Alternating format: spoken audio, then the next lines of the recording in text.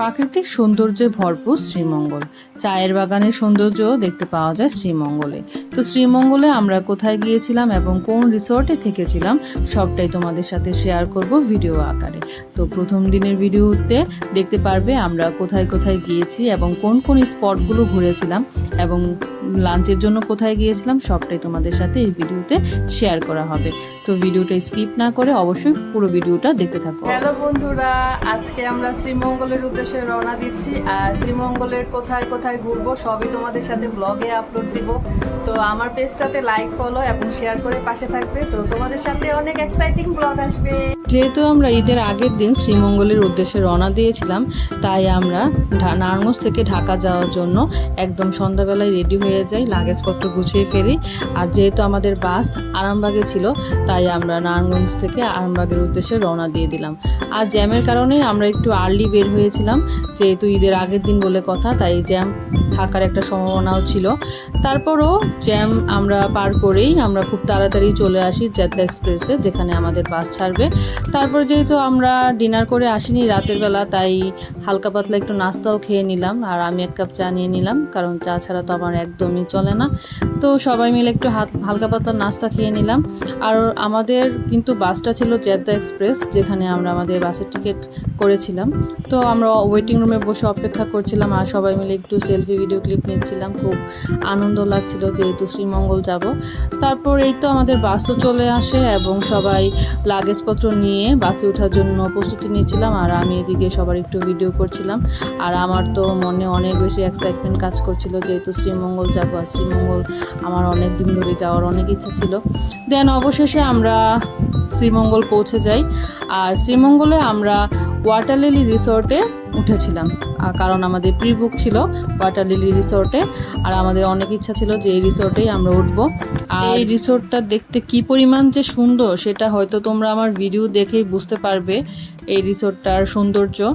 আর আমি যখন ঢুকছিলাম দেখলাম যে এই রিসর্টটাতে প্রচুর পরিমাণে গাছ এবং ফুলের গাছও আছে। আর এখানে কিছু আম গাছও আছে, যা দেখতে অসাধারণ লাগছিল দেখতে।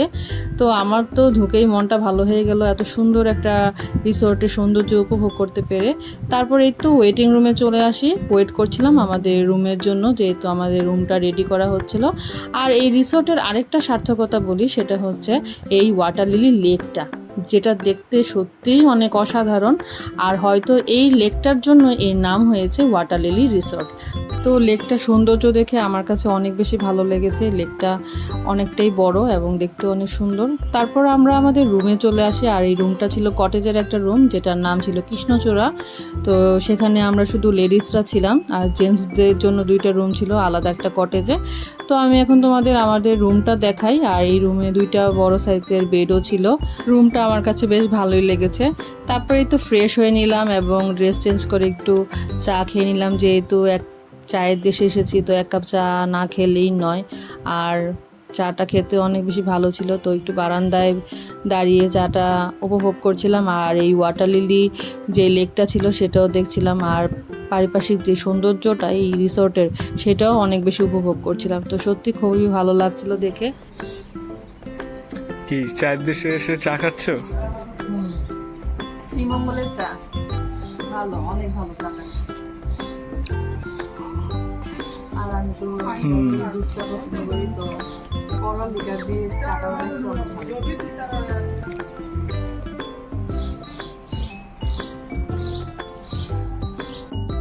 দেন এক কাপ চা খাওয়ার পর অনেক মাইন্ডটা ফ্রেশ লাগছিল। তারপর সবাই মিলে রেডি হয়ে গেলাম এবং সুইমিং করতে যাব একসাথে। তো সবাই মিলে বের হয়ে পড়লাম। আর এই তো যেতে যেতে কিছু ভিডিও ক্লিপ এবং ছবি তুলছিলাম, যেহেতু এত সুন্দর একটা রিসর্টে এসেছি আর রিসর্টটা একটু উপভোগও করছিলাম। চারপাশটা অনেক বেশি ভালো লাগছিল দেখতে। তো এত মনোমুগ্ধকর একটা পরিবেশ পেয়ে সত্যি অনেক ভালো লাগছিল আর অনেক রিল্যাক্সও লাগছিল, যেহেতু সবসময় ব্যস্ততাময় জীবন আমরা সবাই পার করি। তো এরকম রিল্যাক্সেশনেরও একটা প্রয়োজন আছে। তো রিসর্ট এমন একটা জায়গা যেখানে আসলে রিল্যাক্স মোডে চিল করা যায়। তো সবাই মিলে সুইমিং পুলে চলে আসি সুইমিং করার জন্য। আর সুইমিং পুলে দেখলাম যে অলরেডি অনেকেই সুইমিং করছে, কিন্তু প্রচণ্ড গরম থাকার কারণে আসলে সুইমিং পুলের জলটাও অনেকটা গরম ছিল। তারপরেও আমরা সবাই মিলে সুইমিং পুলে নেমে পড়লাম সুইমিং করার জন্য। আর অনেক বেশি ডান্স এবং হই হুল্লোড় মজা করলাম।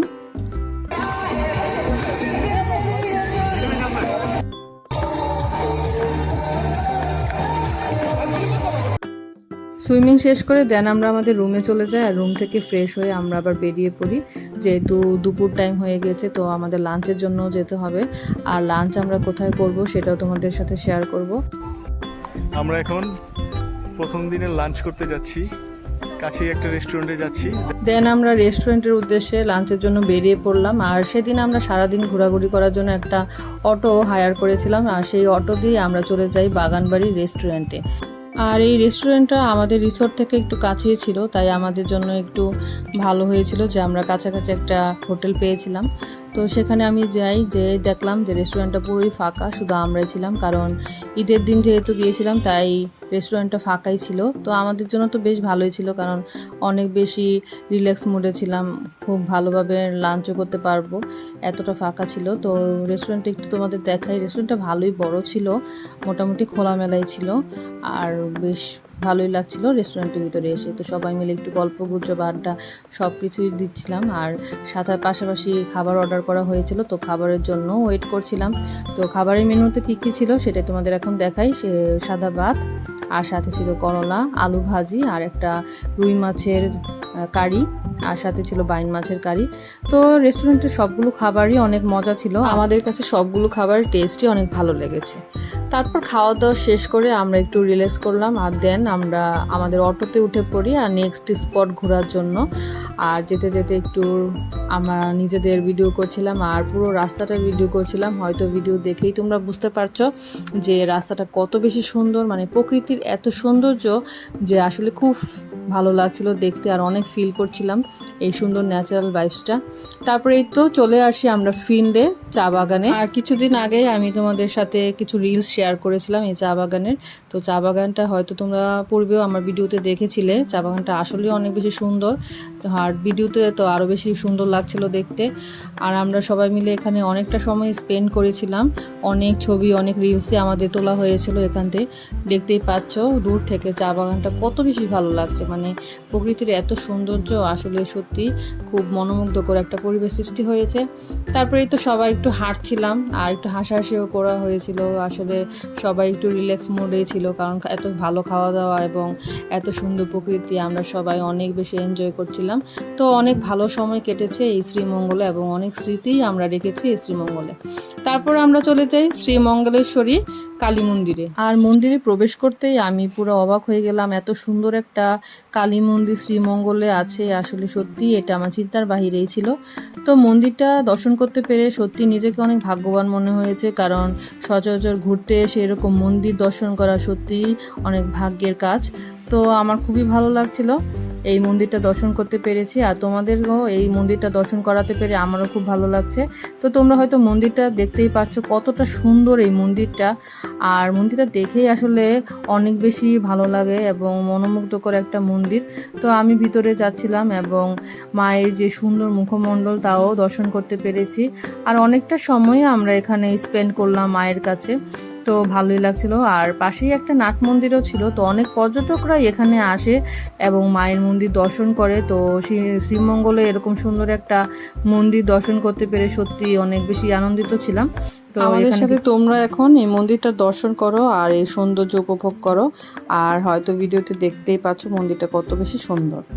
তারপর মন্দির দর্শন করার পর আমরা আবার চলে যাই আমাদের রিসর্টে। সারাদিন যেহেতু প্রচুর ঘোরাঘুরি করেছিলাম তাই একটু রিফ্রেশেরও দরকার আছে, তাই আমরা আবার আমাদের ওয়াটার লিলি রিসর্টে চলে যাই। আর যেতে যেতে দেখলাম এখানে যে গাছের লাইটিংয়ের ডেকোরেশনটা হয়েছে সেটা দেখতে অনেক বেশি সুন্দর লাগছিল, তাই ভাবলাম তোমাদের সাথে একটু ভিডিও ক্লিপটা শেয়ার করি। আর আমি এখান দিয়ে হেঁটে যাচ্ছিলাম আর আমার এখানে ভিডিও নেওয়া হচ্ছিল। তো আসলে এই রিসর্টটা অনেক বেশি সুন্দর, রাতে এবং দিনে দুইভাবেই ভালো লাগে। তো রাতের ওয়াটার লিলিটা তোমরা উপভোগ করো। তারপর আমরা ফ্রেশ হওয়ার জন্য চলে যাই আমাদের রুমে। যেহেতু সারাদিন অনেক বেশি ঘোরাঘুরি করা হয়েছে তাই ফ্রেশ হতে চলে যাই রুমের ভিতরে। আর ফ্রেশ হওয়ার পর আমরা ক্যাশু নাট সালাদও খেয়েছিলাম নাস্তা হিসেবে, তো সালাদটা বেশ ভালোই ছিল। তারপর ডিনার চলে আসে, আর ডিনারটা আমাদের রুমে অর্ডার করা হয়েছিল। আর ডিনারে ছিল গ্রিল চিকেন আর নান রুটি। তো সবাই একসাথে বসে ডিনারটা করেছিলাম। তো একসাথে বসে ডিনারটা করতে অনেক বেশি ভালো লেগেছে, আর ডিনারটা অনেক মজারও ছিল। দেন খাওয়া দাওয়া কমপ্লিট করার পর আমরা আবার একটু রিসোর্টে হাঁটাহাঁটি করতে চলে যাই। সবাই মিলে একটু হাঁটাহাঁটি করছিলাম আর গল্পগুজব করছিলাম, এগুলো করে আমরা সময় পাস করছিলাম। তারপর আবার রুমে আমাদের গানের আসরও জমেছিল, সত্যি সময়টা খুব ভালোই কেটেছে আমাদের।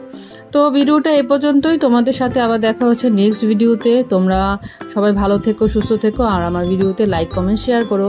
Tata, bye bye.